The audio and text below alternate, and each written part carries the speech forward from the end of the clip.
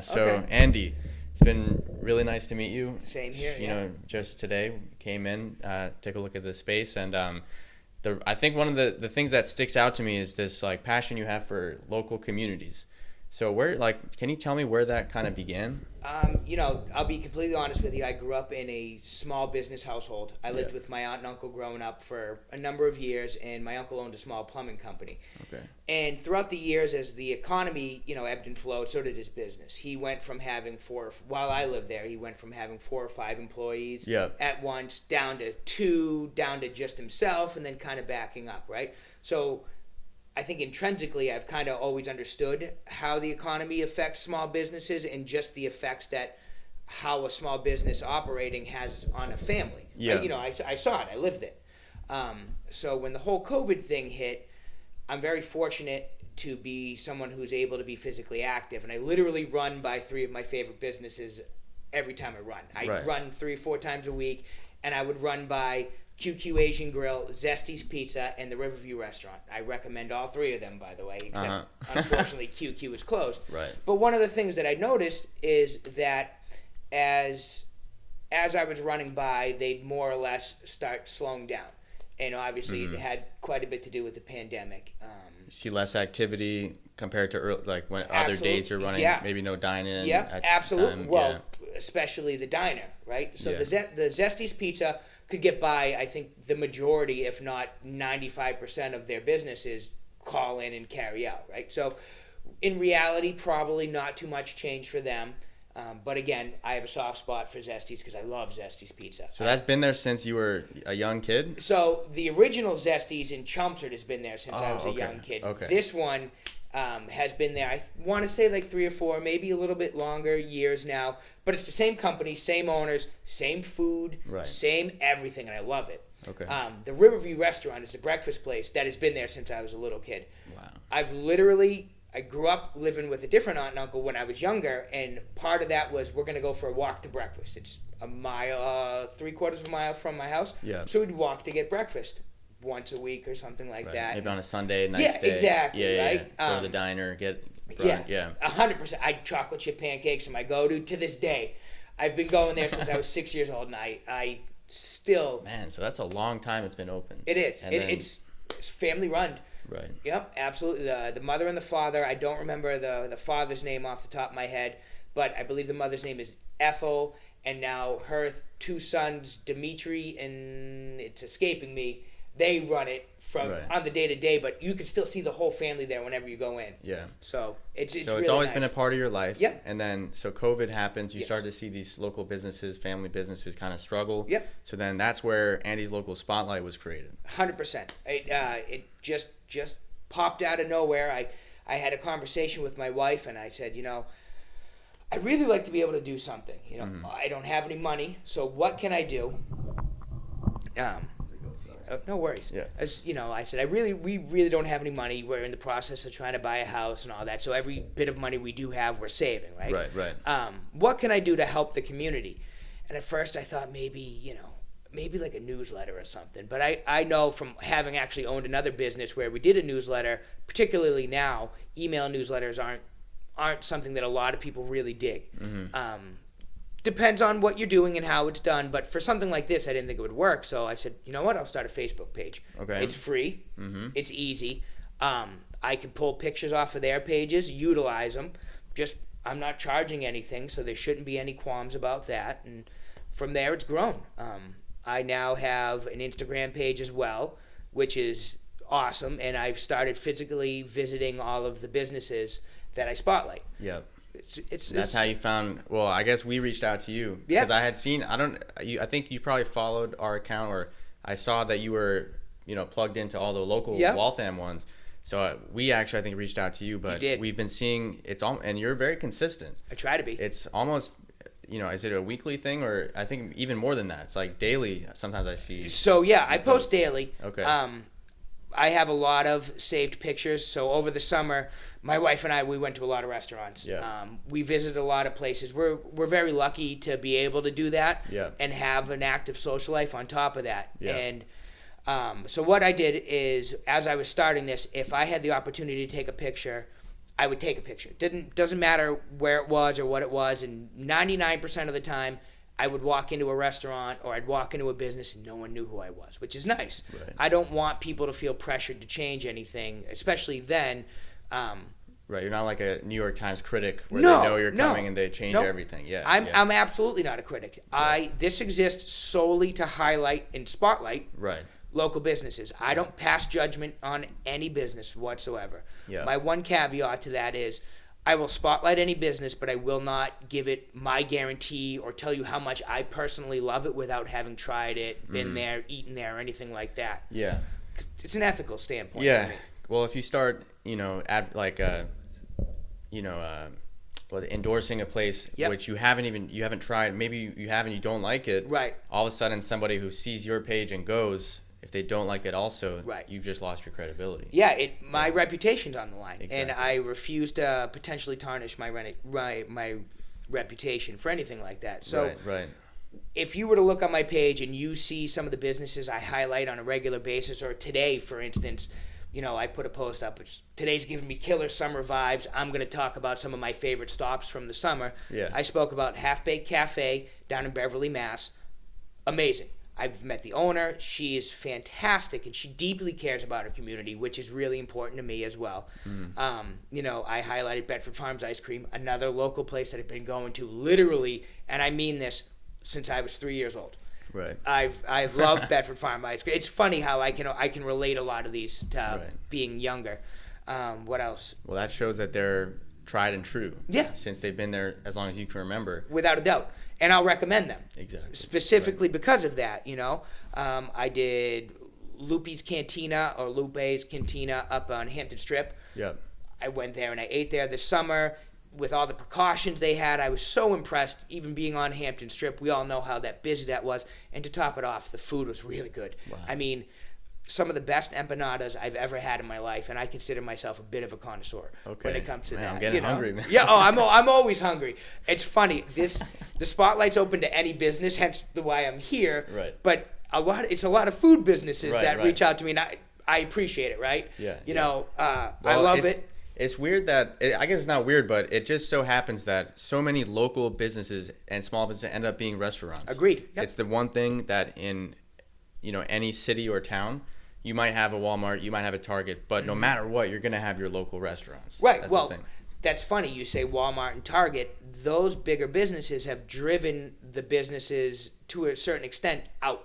Yeah. That their demographics target, where Walmart's not doing restaurants. I mean, you might see a Subway in Walmart, like a McDonald's. Yeah, exactly, or McDonald's like a Target, but they're not the mom and pop store. No, they're not going to the Belly Buster Diner in Billerica on a Sunday, having maybe had a couple of drinks the night before, and knowing for a fact that the guy behind the grill is going to make you the home fries the way you want them and the pancakes that you need desperately at that point. No, you can't manufacture, which I think is the main ingredient in these places, which is love. Yeah, you can't manufacture that. I love that. Yeah, that's I mean, without blowing smoke at you, I see a lot of that here. Yeah. Doing the tour that we did today, I'm really, really impressed with Thank you. Well, you're welcome. I mean, you deserve that, honestly. Thank you. The care and consideration you've put into everything here, and then the plans you have going forward. I'm really impressed. Thank you, Andy. You're welcome. I really appreciate that, and I knew that even though we hadn't met when you were coming on the show, I was like, this guy clearly is a passionate, and something you said actually, which I was like, I know I canceled on you last week, but yeah, no worries. And then when we rescheduled, you said, I'm teaching jiu-jitsu this morning, and I was like, all right, this guy is a real deal guy. Like, yeah, I try. On a Saturday, you're teaching jiu-jitsu, you're coming here to support local businesses. Yeah. So like, I want to know about that. A lot of people will, the time that they spend is not in doing things like you're doing, which is giving back. Something that I think a lot of people are aspiring to, myself included. What is your thoughts on and philosophy on helping others and teaching and like things like that? So I guess for lack of a better term, my philosophy on helping others or anything like that is do what you can. Not everybody's able to. Yeah. Not everybody has a personality to. You can tell I'm a talker, right? And I like people in general. Right. You're a charismatic guy, as it is. Well, I appreciate that. Yeah. And that's one of the things. This is something that I can do. I wouldn't expect everybody to do this. I know not a lot of people could. Yeah. My wife and I being totally different people, she couldn't do this, but she's very encouraging. So I think everybody's got their part. To be frank with you, I think that charity or kindness or anything like that stems from who you are as a person. Yeah. I was a knucklehead when I was a younger kid. I'll admit that. I wasn't like very problematic, but a knucklehead, for lack of a better term. Sure. And I feel that not on the path that you should. Yeah, exactly, right? It's on. like we talked about earlier. I worked at a paper mill for a long time, and I just got nothing from it. I wasn't doing anything for anyone. So for me to be able to finally get into the place where I can do this, I'm all in. Right. This is really, really important to me to make sure that our community as a whole just succeeds. I don't want small businesses to fall on. It devastates me when I see that. One or two is a travesty and in and of itself. I know. It's really interesting that you say that, and so I think I mentioned to you, like, my parents have been in this building one way or another. They had a rug store, they had a restaurant in the same building, and now this co-working space. But I've, ever since I was a kid, was coming to their businesses and seeing them at work. Yeah. And so by way of that, I saw Moody Street change and Waltham change in a way. And like you saw, I knew, I kind of know the history of the street just from having been here. Not kind of, you definitely. I know it, and I've walked it since I was like 6 years old. I love that. And one of the things about Waltham is that it has not lost that local business. It's one of the best places to have a small or local business. Mm-hmm. But the people here are very supportive of it. Agreed. What are your thoughts on, like, why do why have we lost these local businesses? And I know that places like Walmart and Target are part of it, but it's interesting to me that restaurants are still around, but like a cobbler might not be around, or So in reality, my thoughts on that are a little complicated, right? And they stem, I think, from probably my study of marketing and in the current MBA program I'm in. But your point as a cobbler, right? People go to Walmart, people go to Target, they buy shoes, or people even buying high-end shoes. There's just not the demand for it as much anymore. Products have changed over the years. Yeah. And unfortunately, certain businesses just there's not enough of a demand for them to keep up with it. While cobblers, that's something not a lot of people can do by any stretch of the imagination, Right. And whenever not I enough have cobblers, exactly, yeah. right? There's it's not the early 1900s where there's the cobbler guild anymore, right? For sure. But if I do have a high-end pair of shoes that I buy, which I do like some nice shoes on occasion, right, and their soles wear out or anything like that, I will go to a cobbler, but they're few and far between. Whereas Walmart, if you don't have a lot of money but you still need to look decent, or if you need a new pair of shoes or underwear or anything like that, Walmart offers it at a price that a lot of people can't compete with, so they think. But in reality, most of the time, you can get nearly the same price from a local vendor. I had the conversation with the owner of a company called Grateful Taste the other day. I bought a bunch of jams off of him, and I'm not going to lie to you, they're some of the best I've ever had in my life. Really? And he said, why would you go to Walmart and buy this when you can buy this from me? And I said, well, I'm buying it from you right now. He goes, he's just using it as an example. He goes, but if you think about that, and I don't remember the exact statistics off the top of my head, but a significantly higher percentage of the money you spend on a local business goes back into the economy, the local economy, whereas Walmart, in reality, if they put 10% of what you spend back into the economy, I'd be aghast at that. It doesn't happen. At best, they're putting 1% back in at most, and that's because of the era of corporate social responsibility, which is a big thing now. A lot of larger businesses are looking at their impact on the community. A lot of that has to do with PR. Yeah. In reality, it They're does. just doing it to get kind of like the image of being socially responsible. Yeah, absolutely. Versus a local business, by virtue of just them doing their work, it adds value. Versus maybe a larger company, they have to go out of their way to add value. Absolutely. Back to the local economy. Yeah. Going back to Grateful Taste. So I had a very lengthy conversation with him. I actually went to a farmer's market to meet with a couple of the vendors I've been speaking with, which was probably my favorite part of that weekend. Yeah. And I had a good weekend too. Lots of good food. Tons of good food, and I met some really good people, and I got to see some really cool artwork, and I found a really new, to me anyways, a new fun record store, which is Collect records. On occasion, but I'm also a huge music guy. So Okay, in general, and it's funny too. It turns out I knew the guy behind the counter. Wow. And he's like, I haven't seen you in forever. And I was like, well, you're going to see me all the time now, but Wow. sorry. And it's Wow. it's in the same building as a really good coffee shop. Okay. Which is in the same building as an apothecary. I'm mangling that. Thank like you. A pharmacy. Yeah. Like homemade herbal remedies. Yeah. I think that's cool. It's not necessarily my thing. Right. But, there's tons, and there's a comic book shop in there as well, which is totally my thing. Right. So there's a ton of diversity in that one workspace. Yeah. But going back to the Grateful Taste guy, he told me that he was going out to make a meal that night, and 95% of what he was cooking with and serving with, including the cutlery and the dishware, was locally made. Wow. And the only reason that other 5% exists as not being locally made is because he just couldn't get it locally now. And that is he had to source it outside, but still by a small business. Yep. So locally made and purchased. So it's not like he went to a store that's a boutique shop that bought their stuff from somewhere else. Right. That shop also created that thing that he bought. So he specifically went to one of the growers actually in that market as well to buy the apricots for the jam he made. Wow. Yeah. Wow. Right. And same thing. There's a hot sauce vendor right next door to him named Crack Sauce. It's Irish spelling. It sounds like crack. It's CRAIC. The owner's name is Brian. He's awesome. My new favorite hot sauce, by the way. Okay. Yeah.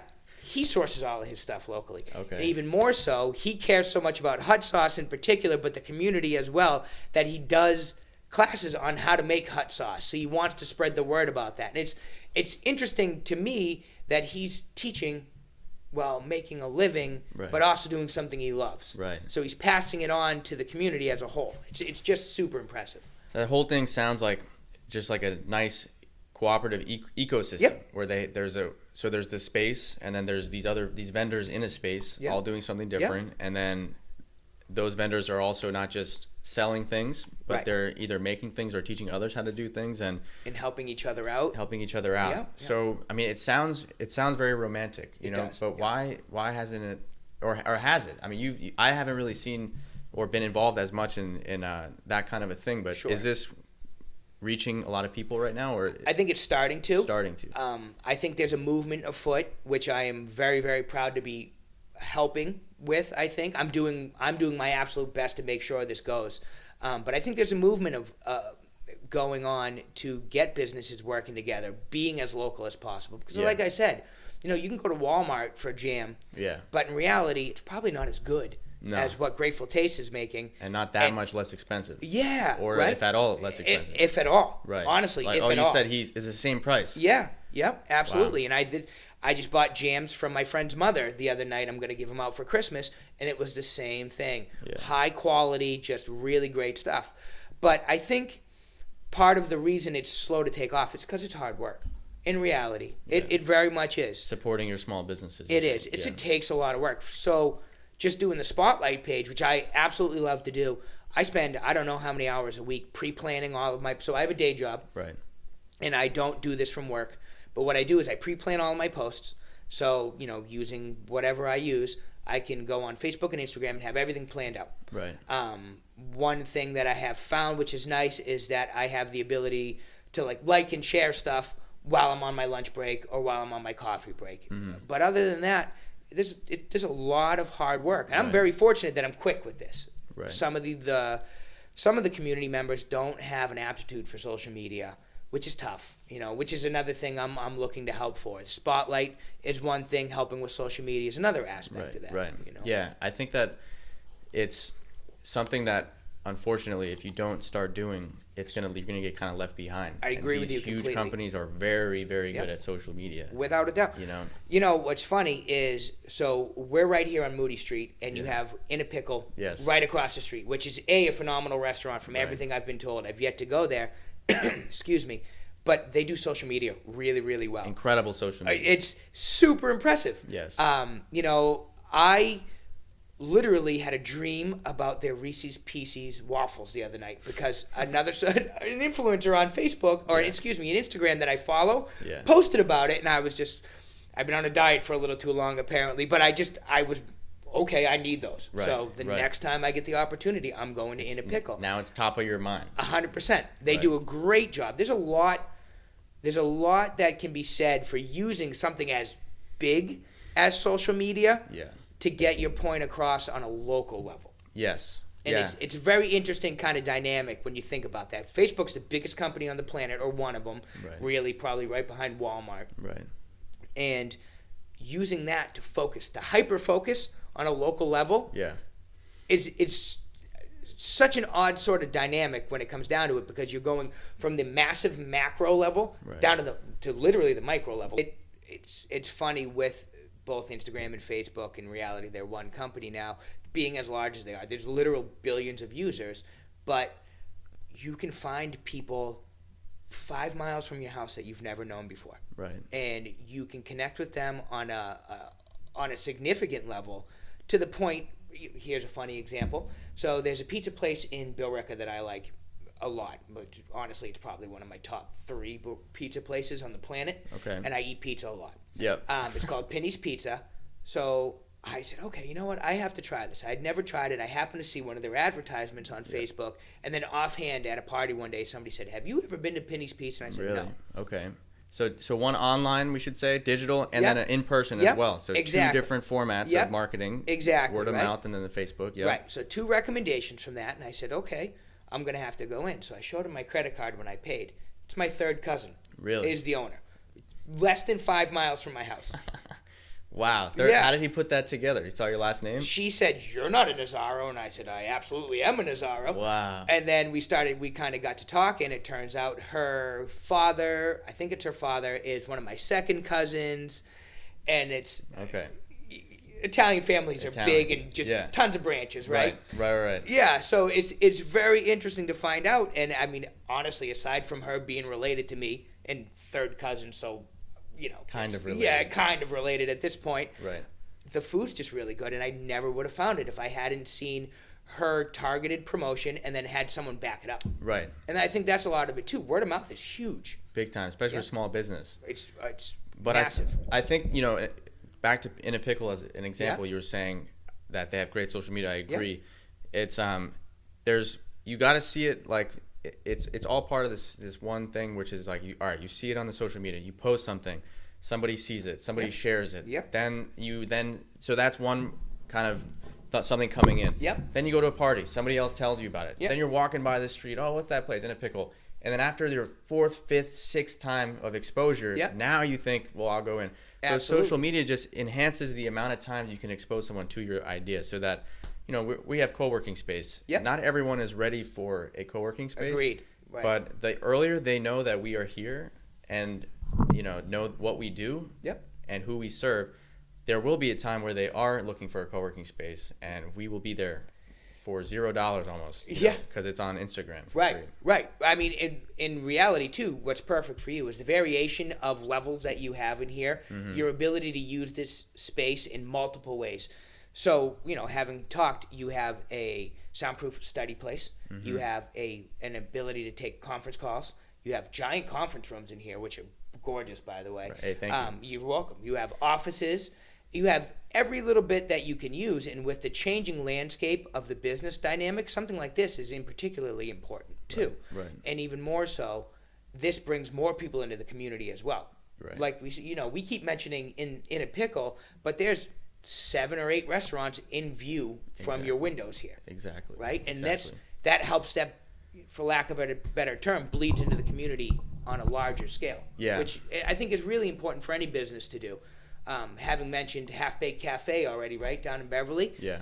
The owner, and of course I can't remember her name now. I want to say it's Jen, and if she sees this, I'm really, really sorry. Please don't make it so I can't have any of your peach cobbler bars ever again. I need those. But she's huge into the community too. So she's got a very good online presence, and what she's always doing is, hey, win a free box, and she doesn't waste anything. So it's, hey, win a free box of donuts today. Win a free box of leftovers. You could win and walk in and walk out honestly with $50 worth of pastries, because she's not gonna let that go to waste. And if that doesn't work, I believe she donates most of the time. She's always hyping up businesses in her area. I mean, I found out about a great coffee shop right down the road from her, that pretty nondescript building. I never would have seen if she hadn't mentioned it, specifically on social media. Really? Yeah. Really, yeah. I mean, it's just endless. It gets a bad rap. It mean, does. have you seen that, The Social Dilemma? Have you seen that? I've started watching it, and I didn't get to finish it because I'll be honest with you, I fell asleep. Okay. But I have started watching it. Yeah. Yeah. Well, I mean, you probably already knew going in what it's all about, and it's how bad social media can be. Right. Which is true. I think probably it's right. But seeing it from this angle, I think that it also is a power for tremendous good. Yep. Given that it can elevate small businesses and local businesses and communities. Well, think about what you just said. You said can be. That's not a definitive term. It doesn't have to be bad. It doesn't have to be good. Right. It's like just about anything. It's how the user uses it, right? Right. Facebook, Instagram, all the social media sites can be exploited in some way or another, right? That's just a fact of life. As technology grows, utilization of those sites is an inherent issue. Mm-hmm. But in terms of what they have to bring to the community as a whole, my feeling towards this, and hopefully I don't get skewered too bad, is it has the ability to bring that community together. It literally has the ability to connect people on a worldwide macro basis down to a less than 5 miles away, I just found my cousin for the first time basis, right? I mean, it's hokey and it's corny and it's just a kind of a dumb story, but it's the truth. It's true. And that's really what it is. Yeah, I mean, you think about anything that has been around for a long time and reaches the scale that something like Facebook does. Yeah. It can be used for good or bad, and that's true with almost anything in history. Yeah. You can think obvious ones. Substances, alcohol. You could celebrate with it. You could take it too far. You could use it in a responsible way, which is what advertisers are always saying. Yeah. Drink responsibly. Drink responsibly, right? That's the key word there. Drink responsibly, right? And the thing is, it is hard to manage substances. Social media can be considered the same thing, and even love or food, whatever it is, everything can be taken too far. Every single thing. You can misuse a car. You can. Yeah. I rode here on my motorcycle. Right. I could drive like a jerk on my motorcycle, and I'd be misusing that. I'd be taking that too far. Right. There's an inherent responsibility for the user to utilize responsibly whenever you're using anything. Yeah, it's on us as well as the company. Agreed. We shouldn't let that slide. I think maybe these things are being maybe weaponized in a way. Yep. But again, I can't get over the fact that if there's an algorithm that shows somebody exactly what they want to see, and your business is that, and your business contributes to the value of society and to that person's life, then I would like that algorithm to be showing my business to them. It's like, I love it. And they want to be, if somebody needs a co-working space and they don't know about me, and because of what I post on our account, they then find it, and we then benefit from that. That's like a pretty amazing thing. What else can do that? Right. Nothing. At this point, nothing. So, I mean, let's face it, print media is not what it used to be. You're not a big enough business to run an effective television ad or a radio ad, and even then the dynamics of radio have changed dramatically. Right. It's all podcast. Well, no, I shouldn't say it's all, but it's podcasts Mostly and podcasts, streaming and all that. Even the big radio stations have podcasts. Yeah, without a doubt. Exactly. It's funny. I was in my car yesterday for the first time in nearly a year. I caught one of my favorite morning radio shows. And I used to listen to them religiously. Every single morning. Yeah, right? Every single morning on my way to work, I would listen to that station. And I just stopped because I'm always listening to podcasts now, or I'm streaming music. Right. And then just yesterday, for whatever reason, my phone I didn't feel like dealing with my phone, trying to set it up. So I popped on, Rock 101, and there was the morning buzz. And I was, holy crap, I haven't listened to this in forever. You know what I mean? So it's an interesting thing. And we're also in the midst of this transition between two completely different things. Yes. Like we're in the middle of the internet experiment. Yeah, absolutely. So we're trying to, and that's, I think, I'm hoping, I don't think people, it's like anyone you talk to can get behind a small business or a local business or community, but it just seems to be like the execution might not be where it needs to be for some reason, maybe because we're in this transition. I don't know how that gets fixed, but straightened out. Yeah. Yeah, but guys like you, Trying. businesses that are doing things, I think you're right. It's on the right track. Yeah, right? it absolutely is. I mean, in reality, and from everything I've read, we're in the middle of a technological revolution, right? Yeah. Social media is just one aspect of that. Learning how to properly use that to whatever sort of regards you want to use that is key to businesses and people as individuals. And a lot of people don't even realize how they, as an individual, can affect a business on social media. And it's really simple.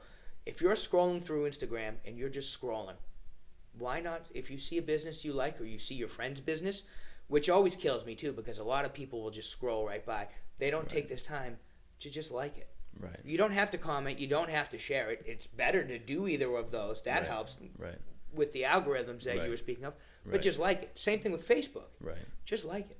Yeah, like it, love it. It's so easy. Yeah, it's honestly. So easy. And if you like the thing, then it helps so much to just do that. Absolutely. Right. And it's very, very simple. You see those memes quite a bit where it's, you want to help a small business, this is how to do it. That's exactly how to do it. Right. There's no ifs, ands, or buts about it. Right. It's very, very simple. Yeah, and I think people underestimate, they underestimate what it means to like something or share something. If you share it on your social media and build a following, it's all based on people doing things. Doesn't happen miraculously. No. It's like you need supporters, and a lot of the time, it's your friends and family at first, because that's all you know, and you set up your business account, and those are the people that are supporting it from the beginning. Absolutely. Those are the first people you reach, and it spreads. It spreads from there. In reality, I have to remind my wife to go on Facebook and Instagram to like my posts every day. Yeah. Like, hey, Jenny, did you like my stuff today? Because it helps. Every like helps. Yeah. And there's a onus on the business to produce content that is valuable and aesthetically pleasing, and ultimately you'd like to not even have. My goal ultimately is to create things that I don't have to ask someone to like, because they're going to already like it. Yeah, you ultimately want it to be self-propagating, right? Right. Exactly. Which some businesses can get to that point. Not all can. Going back to In a Pickle, you know what I mean? They post that one picture, and they have one influencer who likes that, just grows and grows and grows and grows. Exactly. And it's amazing. You could look at their first post of the day at, we'll call it 7 a.m., and then you could look at that same post at 9 p.m., and you could see anywhere between 1,200 and 1,300 likes. For a local restaurant, that's, given the amount of people, they say statistically like 1 to 2% of your followers will like or share anything you put up. Right. That's so they're getting massive. They're getting huge engagement. Their percentages are skewed. Their engagement levels are out of control. Yeah, man. It's one of the best examples, I think, especially on Moody Street or in Waltham, maybe even Boston. Yeah. Maybe even on Instagram. I'm sure. I don't know what. I'm sure there's restaurants like millions of followers, but for one, the thing is, it's one location though. A lot of those restaurants have multiple locations, multiple cities, but I always see people. The thing about the social media also, people can, especially at a restaurant, your customers become your advocates. So agreed. They will post to their social media, and then that's like you don't even have to do anything. Absolutely. You just presented them with what they needed. They posted it themselves, and now it's like you have multiple social media accounts working at the same time.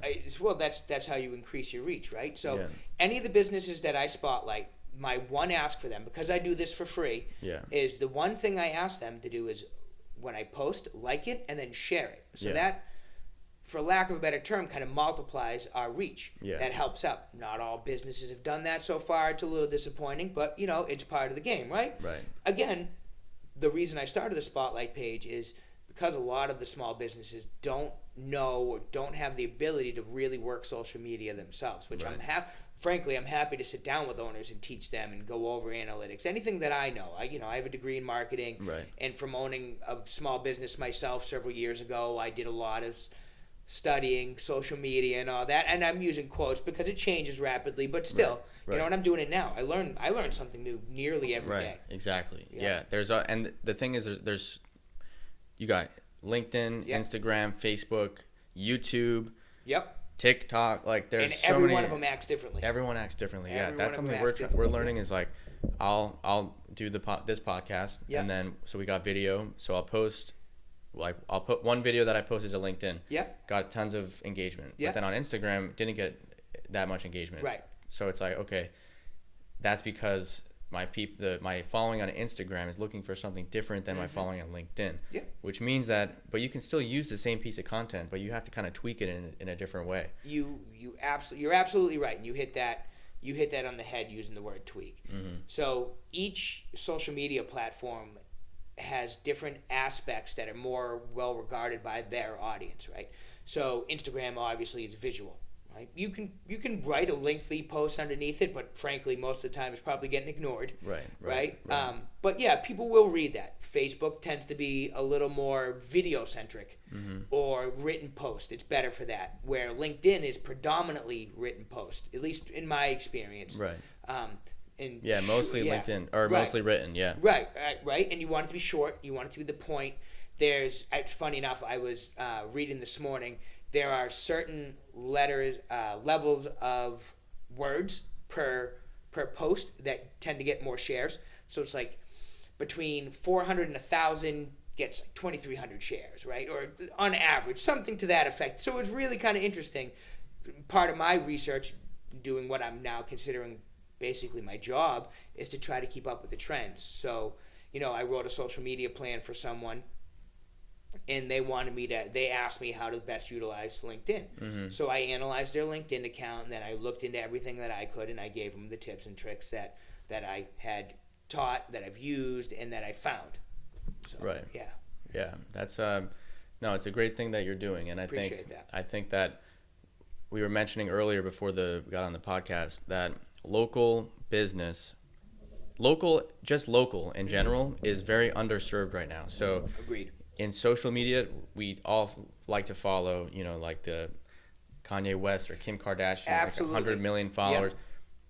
And on the news, we watch, the 3 major news networks. We don't really watch the local news anymore. On YouTube, we're following the biggest. But that's, I think, because we just don't know that either aren't smaller, locally focused channels, or because we just don't know that those exist yet. I agree with you. So even like a local podcast. This is one of the reasons I started this, because I don't know where I can go and find a podcast interview with In a Pickle founder. Probably nowhere. I'd like to know what that guy's story is. I'd like to know the history of Moody Street. I'd like, something I'm interested in. I think others are too, but that just doesn't exist right now. I agree with you. And I think, so this podcast in particular, I think is going to be perfect for anyone who wants to learn stuff like that. But what you said is absolutely perfect as well, where you said that the majority of people tend to focus on the larger accounts, the national, the worldwide accounts. Being completely honest with you, their likes don't matter to you. Right. Your likes don't matter to them. Right. Whereas to In a Pickle, or what's the first restaurant that pops to your head? Yeah, we got one, Sakura, downstairs. Sakura, right? Yeah. Your like matters to them. Right. Your like, your comment, your post, anything like that, your check-in on Facebook, that matters to them. Matters a lot. That's potentially another $1 in their pocket to keep a small part of the community open specifically during this pandemic, but in general. Right. That's why I started the Spotlight page. Not everyone realizes how important the individual is to the community, and that the restaurants within the community, the businesses within the community, the HVAC, the plumbers, everybody like that, and everybody can use this. Everyone is important to the community as well. Yeah, I like what you're saying. Thank you. And your whole vibe in general. I appreciate that. I think people, I've been there, and I think a lot of people are there right now. I don't know if either we're being convinced, or we just don't know how much power we hold as individuals. Tons. We're affiliated with our party, or our group of friends, or our school, or that's all great, but we are also individuals. We can't forget that we're part of a whole, and we're also just ourselves, and we can do so much as just people that exist in this world. Yep. And our small, local politics might even be more important than the national politics to an individual. Yep. And local politics, not to get political, and I won't, are always a little more interesting, because they tend to reference you more prominently, right? They really will affect you. From the last race in Billerica, I was watching, I'm part of all the social pages on Facebook because it's my town and I care. I live in Billerica. Right. So I saw how all of that went, and to me, it just kind of blew my mind. Yeah. Why? Tell me. I've never really paid attention actually to the kind of something like that. I don't want to get into it too heavily, right? Because politics aren't something I'm well versed enough to speak in very intelligently. But in reality, there was two main parties running, and they didn't have a nice thing to say about each other. Period. Really. And then their backers, so the people in the town. And obviously, it's a political race, so you're not necessarily going to say anything nice. But this kind of got dirty. It was interesting to hear there was a lot of accusations about lying and misspending and misrepresenting and utilizing committees incorrectly or even potentially illegally. And I'm not saying that any of that happened. I'm just telling you. But there are lots of information being spread around. It's kind of like the current election that just has been called, but that happened on a local level. Exactly. Yeah. Exactly, right? So it was really interesting and this is the first year that I've really paid as heavily the heavy amount of attention that I have to it. So I saw quite a bit. Right. It was kind of eye-opening, honestly. Really? Yeah. But the community was engaged, it sounds like? Huge swaths of the community were engaged. Really? So there are several Billerica Facebook pages. There's Billerica Residents, there's Billerica Moms, there's Billerica this and that, and you name it, everybody's engaged. And it's from the far right to the far left to the in-betweeners to 15-year-olds commenting on it to 90-year-olds commenting on it. It was amazing to watch the town in action, but it was also interesting to watch just to see how far everything went and what went into what they were doing. Yeah. Man, so I was kind of romantic about local politics. Like, there's no way that it's going to be as much of a divisive as what we see on the national stage, but it sounds like there is that, and the messed up part is that might be the way to engage your community is to get people mad at each other. That might be unfortunately the best way to do that. I mean, it's like anything, right? People react to strong emotions. Yeah. And unfortunately, anger is one of the strongest emotions. I mean, it's right up there with love. It's the antithesis of love a lot of the time, but it's super strong. Right, and the drama. We love drama. Oh, everybody loves drama, right? Yeah, everybody loves drama. As much as we like to say we don't. Right. Man. And I'm being sarcastic when I say everybody loves drama. I know the podcast can't hear how hard my eyes are rolling for that. There's some people more attracted to it than others. Right. But, it's like anything. And then in reality, small town politics play a large portion of what goes into the town, obviously. Yeah. Like the budget and the allocations. So the budget and how the company, the businesses can run. Yeah. Billerica was hit very hard by the COVID crisis. One of my favorite Italian restaurants, Mangia, they were hit really hard. They've gone from, I would love to sit there and eat dinner there, to they only do takeout now. Really? Yeah. And Billerica as a town never made any, as shining example that Moody Street did, where they closed off the roads and they have outdoor seating. Billerica never did that. And personally, I'm a little bummed out by that. Yeah. Was there a reason why they didn't do it? You know what? I don't know. And if I had to guess, I wouldn't be able to say it in a way that would sound like I'm not just guessing. So, but I don't know. Yeah. I don't even know how it happened in Waltham, to be honest with you. But I'm glad it did. Yeah. And you throughout the whole summer, I think it started in maybe July or June, and I mean, in a pickle, that outdoor seating has been packed, and you go up the street. It's honestly been really nice because Moody Street has never looked that just great. I mean, they had lights, like Christmas light kind of things, and tents and all these things. Everybody was outside, and people were walking down the street. Huge community effort. I love the sense of community that these efforts have brought forth. So if you go to downtown Nashua, New Hampshire, they've done the same thing. Mm-hmm. And I'll be completely honest with you. There's restaurants that I've tried there that I never would have tried. I've literally walked past 100 times. Right. But because they were out in the open, I finally got the chance to see them and explore them. Right. You get to see the plates, the food, what people are eating. I smelled it.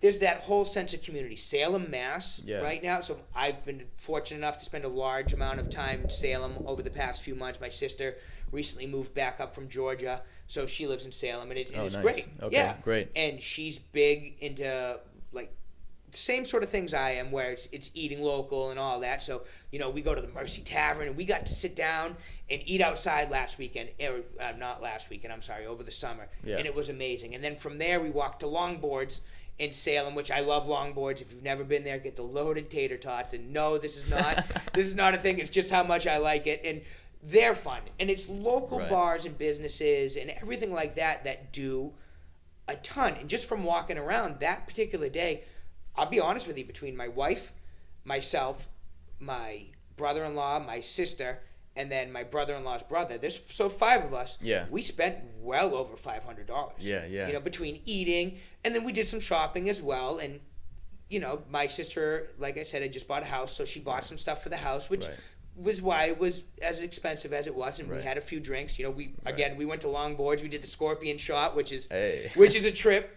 It's an actual scorpion in a shot glass. Are you serious? Yeah, Wait, a real scorpion? Yeah, I'll show you the pictures when we're done. And I'll even show you the video of us doing it. There's a little tiny shot. And you drink the scorpion? Yep. So they put it in a glass of tequila. You shoot it back, and you get I got stung at Longboards shirt for super.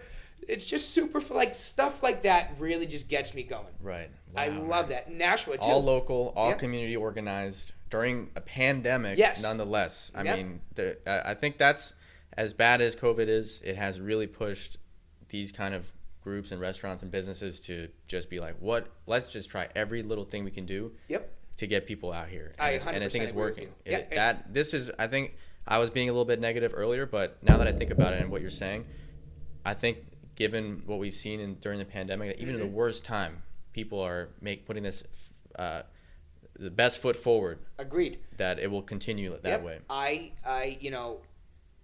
This is what I do. So I monitor this, right? Just out of happenstance as a side effect of me doing the local spotlight. I see a lot of this, and I've seen it ramp up. Still to this day, it's getting heavier and heavier. Prime example is there's a business in Chelmsford, Mass. Called the Artisans Exchange. They just launched a coffee shop within their building. So their building, normally it's all local artists and makers and anything you can think of. I believe there's 89 local artists in there. So if you buy something from them, you're supporting one of 89 local artists. To top that off, they decided they wanted to put coffee in there. Yeah. So they partnered with this really, really good coffee company called Three Fins Coffee Roasters down in Cape Cod. So they get all their coffee up there. And he's amazing too, because I went out and bought the coffee, and then reading his website and all that. He's focused on everything being sourced as nicely, for lack of a better term. Right. The term escapes me, but he sources everything as well as he can, right? Okay, and then so even more so, they now to branch off from the coffee. So they have Three Fin Coffee Roasters. They then went and partnered with another bakery out of Billerica, Mass. Called Razzie's Bakery and Catering. Yeah. So now we're looking at 91 local businesses. Oh, wow. And companies within that one building. Think about that, right? And I can attest to how good Razzie's is. They made my wedding cake. They've made both of my anniversary cakes before, and I find it funny because they're one of the local businesses that doesn't really do social media all that much, right? They try and they do a good job, but they're so busy baking that they just don't do it as much. And I would love to help them out with that, but they don't necessarily need it, so I haven't really offered. But they always say they're not people person. Right. People, right? There's 2 sisters that own it right now. They always say, I'm not people. We're not people person. We sat down, we did our cake tasting at the wedding. Well, I think it was Lucy we sat with, and she said, I'm not a people person. And my wife and I walked out of there, and we were both, we don't understand why she says that, because she's amazing. Yeah. To the point now where I go in, she knows what I like. Right. She's like, Andy, when was the last time you had a cowboy cookie? And I was like, I haven't had one in a while. So she gives me a cookie. Wow. You don't get that at Walmart. No. You don't get that at Target. You don't get that at Target. No one even looks at you in Walmart. No. Even the people there don't even look at you, like the customers. Yeah. Yeah, I think it's going to be fine, and I hope it's going to be fine, but it's not going to be... It's not going to be easy. It's not going to be easy, and we can't just say it. I think, anyone listening, anytime, and I'm going to do this too, because God knows I also shop a lot at these big businesses despite being a small business owner. You but know, sometimes you don't have a choice, right? yes, there is right. sometimes an inability to choose where you're shopping from. Right. And yeah, but I think one thing that I will start doing after this conversation is anytime I'm planning to go, to let's say Target. Mm-hmm. If I'm planning to go in the afternoon, let me think, all right, what do I need at Target? Because sometimes you go to these places, you don't even know what you need, but you'll find it. Yes, absolutely. But maybe it's just as simple as, all right, let me just write a list. Is there a place that I can get this from locally? Absolutely. And it's going to take a little bit extra time because you might not know of all the places, right. But after doing that 6, 7, 8 times, you have a familiarity with the availability, right? So it's a lot easier after the beginning. And even think about that too. If you have the time and the ability, you can make a day out of that and have some fun. I know when I need to go so I shop. Even grocery shopping for me is as local as possible. I shop at Market Basket. It's a locally owned company that people who I work with in my day job had worked at, and still some do on weekends. Yeah. Since they were 15 years old. And I'm talking, these guys have had 27 years, 30 years at the company, some of these guys, right? Yeah. People, I should say, because it's not all guys. So I even try to shop at Market Basket. But in reality, if you're going out for the day and you know what you need, you can kind of map it out. So, you know what? I'm gonna stop at the Artisans Exchange and I'm gonna pick up some coffee. Right.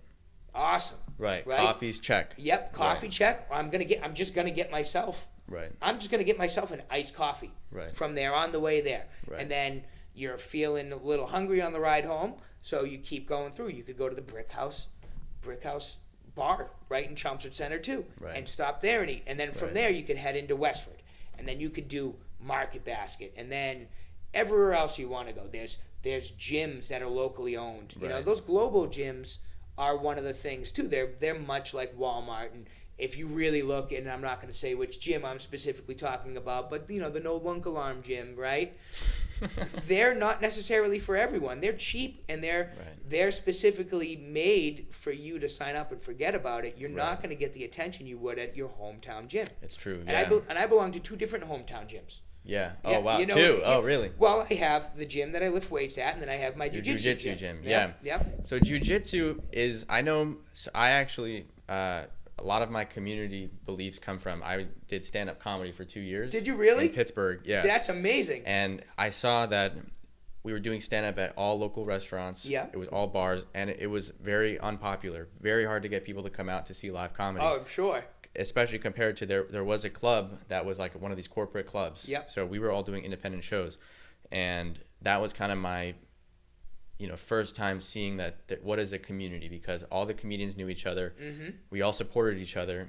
One guy had a show, he'd put me on. I had a show, I put him on. Which is super important. Exactly. Yep. And then a lot of my comedian friends did jiu-jitsu. Oh, really? And they would explain it as the same thing. Like, the gyms are very communal.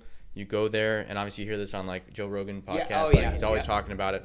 You go there, you're friends with everybody. Yep. You roll, you wrestle, whatever, and you hug each other at the end. Yep. I mean, for instance, this morning, right? I taught the kids class, or helped to teach the kids class. I'm not going to say I taught, because I help. Okay. That's all I do. But when I had my regular class that I attended this morning, I was legitimately doing my best to choke one of my best friends unconscious. Right. And vice versa. You know what I mean? And we got up, and he gave me we're both big guys, and we're sweaty, and he gives me a hug, and he's like, bro, that was a good roll. And it's stuff like that. That breeds community as well. If you can be involved in anything like that in any sort of way, I encourage it. Sports are not anything that just brings you deeper into the community. I've met some of my favorite people on the planet from doing jiu-jitsu. And a lot of the guys and women that I do jiu-jitsu with have just gone on to do really amazing stuff and on themselves. One woman I roll with, who I respect just massively, has started a non-profit or charity called OpenEmotion.org. And it's really just premised on speaking about emotions openly, and I love it. I think it's amazing. But even then, same thing like you, she's brought some of our friends into it. So we have a friend, Mike Zuckelli. He was a very prominent MMA fighter in the area for a long time, and you would look at him and you would be like, whoa. Right. He's Scary guy. He's a big dude. Like, but the second he starts talking, or the second he really looks at you, you realize how congenial he is, right? Right. And he now owns his own personal fitness and MMA gym, but he's on Open Emotions talking about what it's like to be, I think, scared in reality. Which, think about this. I've seen videos of Mike punching people in the head and getting punched in the head, and he's sitting here talking about being scared, and that's opening that aspect up to the community.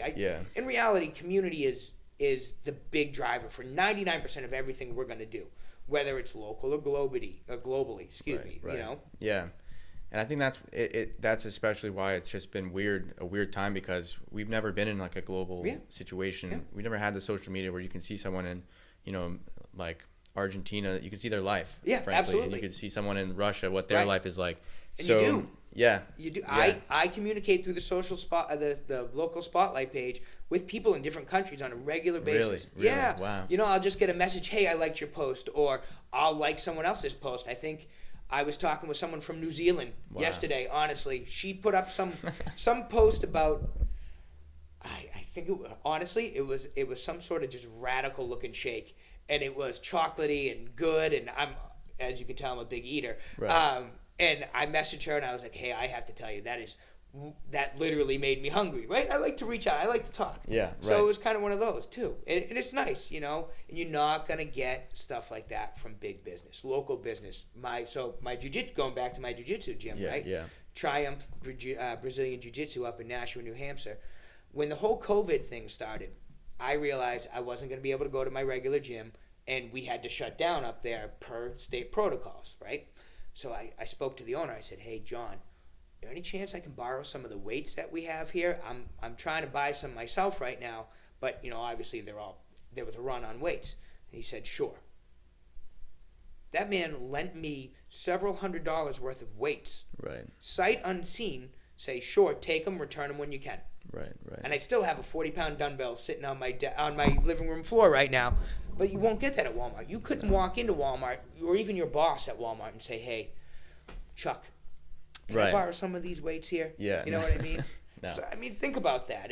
We're going to deduct it from your paycheck. Yeah, exactly. Or something to that extent, you know. And I kind of get nostalgic about, I've never lived it, but you hear about the good old days where you walk over to your neighbor's house and borrow salt. Yeah, a cup of sugar, right? Yeah, I've lived in apartment buildings. I have never even saw my neighbors to then get to know. Yeah, because, you know, I don't even know why. Right. I just never saw them. We're all inside. Even back then, that was only a couple of years ago, where I lived in a pretty big apartment building, and you see people, and even if you did see somebody, you wouldn't say hi. You don't say hi or anything like that? I would like, I was always open to the hi, but it seemed like they were not necessarily like as open. So Head was down, you know. So it's not happening only in our business, but in our daily life. You know, I agree with you. I think there's a widening of everyone's kind of approaches to how a lot of stuff is. Now, people are obviously very scared with the COVID, the crisis going on, and I completely understand that. Right. I mean, to be frank with you, you have to be as careful as possible. If you have loved ones at home who are sick, or you're sick, or you're immunocompromised, or anything like that, it's in your best interest to be cautious. But in reality, what I'm seeing a lot of is people conversing a little bit more, or at the very least being more supportive of each other. One of the coffee shop I like in Lowell, I love this coffee shop too, the Nibian Cafe. She put out out of her own pocket, has started a food pantry. Wow. Yep. She puts it out every single morning when she opens the shop, and it's just take it if you need it. Wow. Doesn't ask. She puts it outside so you don't have to come in to ask for it. Right. Just take it if you need it. Right. And I think we're seeing a lot more of that. And I think based off of that too, it's, you know, I was sitting there having a coffee the other day, because I do, you know, when I speak about a business and I personally say I like them, it's because you know, they've invited me there, and I've tried it, and I've eaten there, and I've touched the product, and a lot of the time it has to do with the owners as well. You know, just sitting there enjoying a coffee the other day, and I was just lingering over a nice, just a really good cup of Vietnamese drip coffee, right? Yeah. I sound like a coffee snob, but I only know that because she told me. She's like, "Oh, you'll love this," and I said, "Awesome, okay."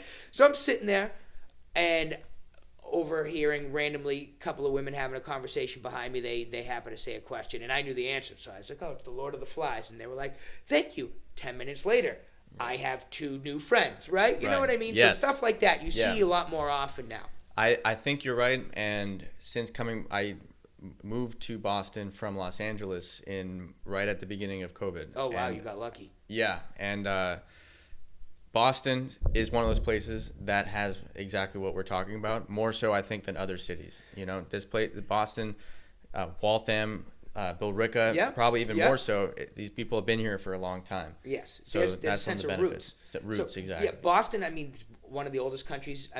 One of the oldest cities in the country. Hey, from day one. Yeah, absolutely. Day one. Right? Think about that. So there's almost an intrinsic sense of roots, and I think that's a New England thing as well. People always say New Englanders tend to be a little more guarded, a little more sharp with their tongues, and their actions tend to be a little more brutal, and I'm sure it is. And I think that's because we have to deal with these awful winters sometimes. But in reality, too, I think once you make friends with a New Englander, a lot of times you have a friend for life. Right. Or you're a person that they can rely on. My neighbors, for instance, my neighbor doesn't, for whatever reason, he doesn't have a snowblower. Right. Cool. If a snowstorm comes out, I get my snowblower, I do my driveway, and I do the end of his. I'm not going to do his whole driveway. Right. Doesn't need me to do that, right? He'll do it. But I'll 100% do the end of his driveway, and every once in a while, I find a 6-pack sitting on my front steps. Right. You know what I mean? So stuff like that, I think being neighborly, and again, that's part of the community. It all stems from the community. Yeah. The local spotlight legitimately stems from the businesses within a 4-mile radius of my house. Mm-hmm. I could name you 90% of the businesses, I believe, within 4 miles of my house. Wow. And I love that. I love that. Right. I mean, they're there, and they're great. They're great. So why not? Yeah. Why not? Why? If, again, this goes back to your philosophy question, is my personal philosophy is if I have the ability to help, or if you have the ability to help, I think you should. Right. Should it put you in a spot where it's detrimental to your well-being? No, I don't think so. I don't think you owe anyone that. Right. But I think as a member of the community, if you can do it, just do it. And that's what it is. I mean, it's the Riverview Restaurant. Like I said earlier, I'm a bit of a diet right now, but I still buy a coffee from them 2 or 3 times a week. Right. Yeah. Any little way I can to support them. Exactly. Any businesses are important. Businesses and the people. I keep saying businesses, but when I say businesses, I mean the people within the businesses. Mm-hmm. In reality, if a business closes, think about the effects that has. The Riverview Restaurant specifically. One of the waitresses there, I love her to death. Love her to death. And I'm not going to say her name or anything like that, but she's a single mom. I think she's got 4 kids. Wow. Right? So if that restaurant closes, what is she going to do? Right? Because even if she were to go on unemployment or something like that, because she's a waitress and the dynamics of that job, that's going to be particularly difficult for her. Right. There's no stimulus package right now to help her out should that affect it. Because it's largely tip-based. Exactly. It's largely tip-based, right? Yeah. And, you don't necessarily have, even reporting 100%, which I'm sure she does, you don't necessarily know how that rounds out at the end of the year. And at the very least, it's not the most high-paying job on the planet, but does it allow a very hardworking mother to get by and support her 4 children, and for her 4 children to go on and be productive members of society and community? Absolutely. And I think that's where the importance of these businesses stem from. And again, I keep mentioning restaurants, but it's not just restaurants. Look, I'm here with you right now, right?